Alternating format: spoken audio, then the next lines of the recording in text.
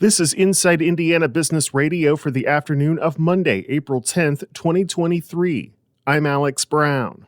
Indianapolis-based courier service Pillow Logistics says it is investing $1.5 million as it opens new locations in Indy, Louisville, Evansville, Fort Wayne, and Merrillville.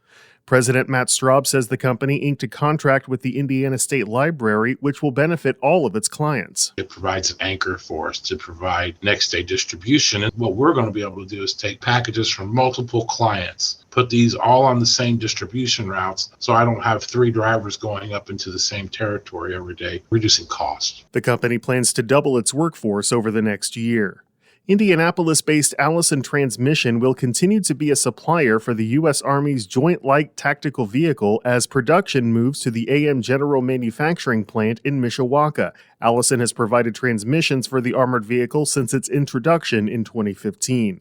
Indiana Landmarks has created a $20,000 scholarship aimed at educating future Black preservation leaders. The scholarship is for Black students in Indiana with a focus on majors such as history, preservation, city planning, landscape architecture, and journalism. From the number one source for Indiana business news, this is Inside Indiana Business Radio. Get ready, Northwest Indiana. We're headed your way. IBJ Media, Inside Indiana Business, and the Indiana Economic Development Corporation invite you to the inaugural Engage Northwest Indiana event, presented by CareSource, Indiana University, and Old National Bank.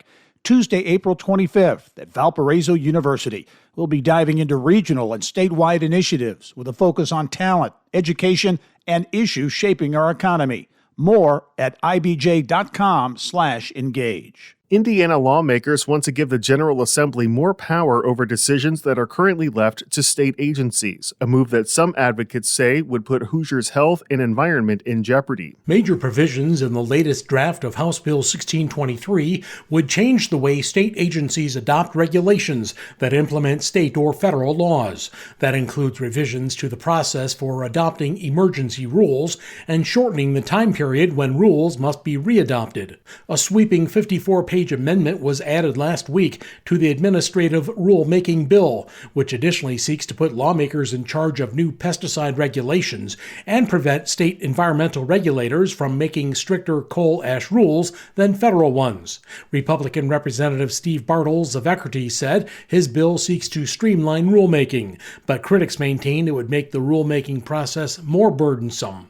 The bill advanced 6-4 Wednesday from the Senate Judiciary Committee with no votes from 3 Democrats and 1 Republican, Senator Sue Glick of LaGrange.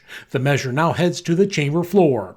Wes Mills, Inside Indiana Business Radio. Researchers at Purdue University are using a $500,000 grant to find a better way to track air quality issues surrounding pork production. The team is looking to develop new technology that can more accurately detect particulate matter and gases generated by swine farms. The team plans to test its new technology in the Controlled Environment Swine Barn at Purdue's Animal Science Research and Education Center for calibration, but then take it out into the field at commercial swine farms in Indiana and Ohio for validation.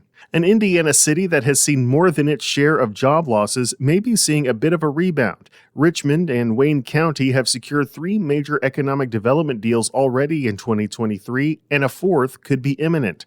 Richmond Mayor Dave Snow. For my entire adult life in this city, I love this city. We've been living through the disinvestment in manufacturing, the scattering of the workforce. And so we've been working for years to turn that tide. And I can stand here and say with confidence that here in Richmond and Wayne County, we are turning it in a big way. And I feel like this is the start of our climb. More than $60 million in road projects are underway in Richmond, all part of major infrastructure improvements that officials hope will bring in more business to the city. Snow also said the city is close to securing a nearly $40 million project for 150 apartments at the site of the former Elder Bierman department store in the city's downtown.